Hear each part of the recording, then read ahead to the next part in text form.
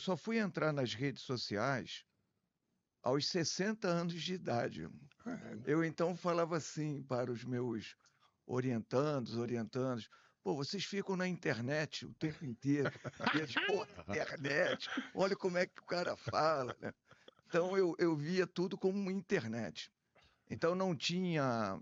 E eu acho que isso é um ponto que as universidades elas podem e devem pensar, principalmente as públicas, com relação à capacidade de atingir um público que vai muito, muito, muito, muito além da própria academia, sabe? É.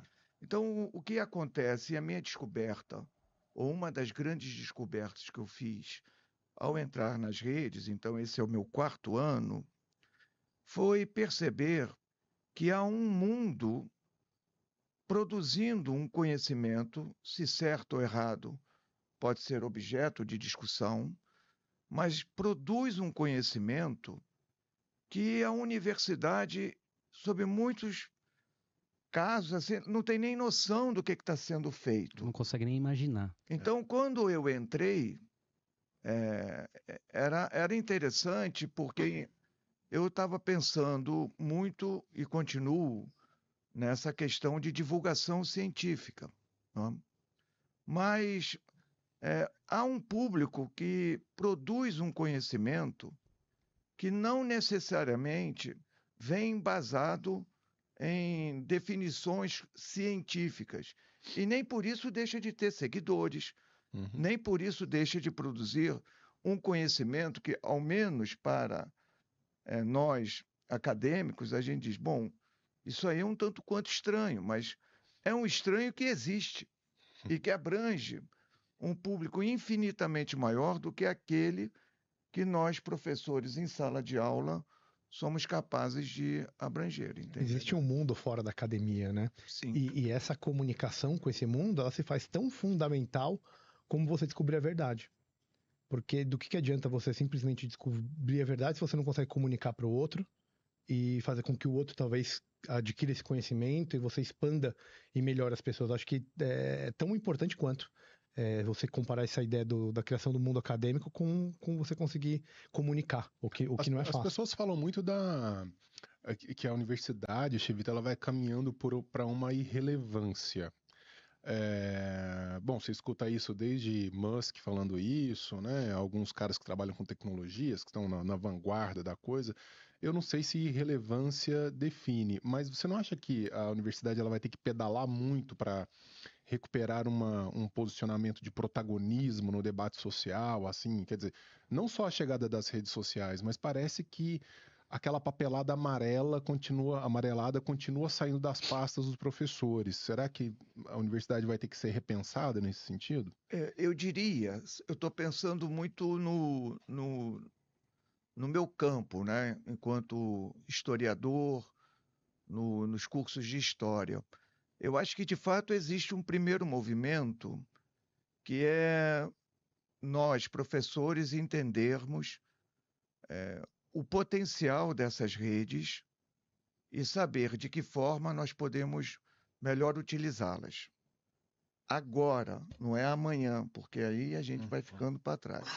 Mas há um movimento muito interessante que eu vi surgir, principalmente nos últimos 15, 20 anos, que é a dimensão do ensino de história.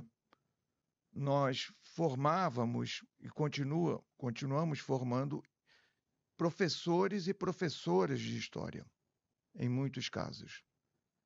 E formávamos com uma quantidade de conteúdos que nós avaliávamos que eram conteúdos decisivos para alguém sair da universidade e entrar numa sala de aula.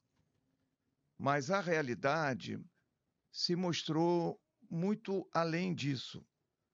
Quer dizer, nós formávamos pessoas, elas iam para as salas de aula, mas existia um descompasso entre o que eles tinham recebido na academia e as demandas dos estudantes em sala de aula. Era um gap, era um fosso ali, às vezes intransponível.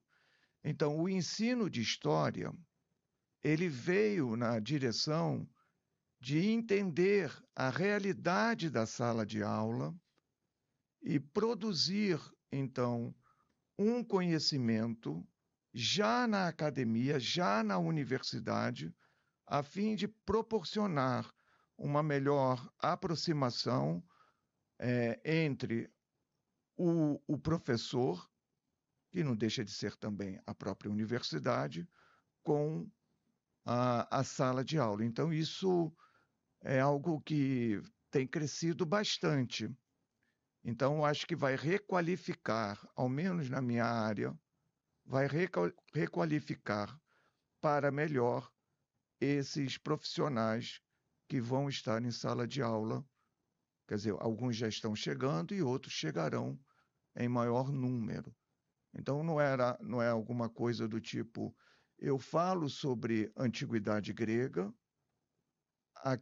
aqueles meus estudantes compreendem, aprendem essa tal história antiga grega, mas como transformar esse conhecimento para um menino no ensino fundamental, no ensino médio?